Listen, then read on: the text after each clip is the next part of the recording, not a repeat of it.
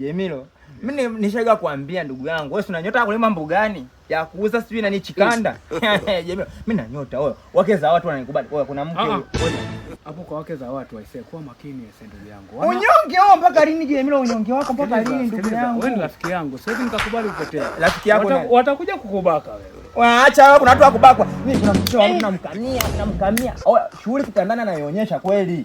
Nakwambia huyo mke wa mtu sasa mali zake analeta TV na TV 32. Alishaga nisaidia. Huyu ujenzi wa nyumba mbona anafanya yule ambao anaiba hela kwa mume wake ananiletea. Unaona faida hapo nasema ngoja kwanza. Tatizo natililika sasa. Unajua hapo unaniogopesha kijana. Na kuogopesha je? Mimi ndio wewe uoga wako Jemilo.